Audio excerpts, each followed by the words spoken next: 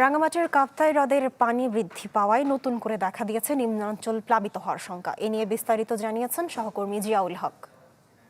উজান থেকে নেমে আসার পানির এই ফলে রাঙামাটির যে কাপ্তাই হ্রদ সেটি আসলে একদম ভরে টইটুম্বুর হয়েছে। এর মধ্যে রাঙামাটির যেসব বন্যা কবলিত অঞ্চল ছিল সেগুলোতে পানি সরে গিয়েছে। মানুষজন এখন নতুন করে তার যে ভাঙা ঘর এবং রাস্তা সড়ক এগুলো আসলে মেরামতের কাজ করছে। এদিকে রাঙামাটির পানি বৃদ্ধির ফলে রাঙামাটির যে কাপ্তাই জলবিদ্যুৎ কেন্দ্র আছে সেখানে যে পানির ধারণ ক্ষমতা ১০৯ এমএসএল হলো। আজকে সকাল পর্যন্ত জলবিদ্যুৎ কেন্দ্রের তথ্য অনুযায়ী ১০৩.১৩ এমএসএল এ দাঁড়িয়েছে।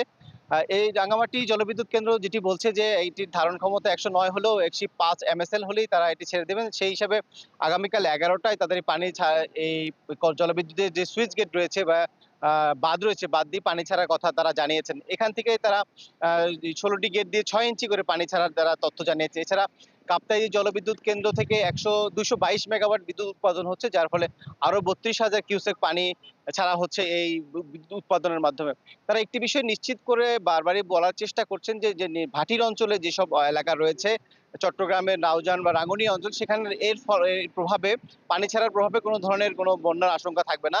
একই সাথে রাঙামাটির এই কাপ্তাই হ্রদে পানি বৃদ্ধি হচ্ছে, এদের নিম্নাঞ্চলের প্লাবিত হওয়ার পর রাঙামাটি শহরের আশপাশের এলাকাগুলোতে ১০৫ এর বেশি হলে যে নিচু এলাকাগুলো প্লাবিত হয়, সেখান থেকেও এই বিষয়গুলো বিবেচনা করে তারা ১০৫ হলে আসলে ছাড়ার পরিকল্পনা নিয়েছেন।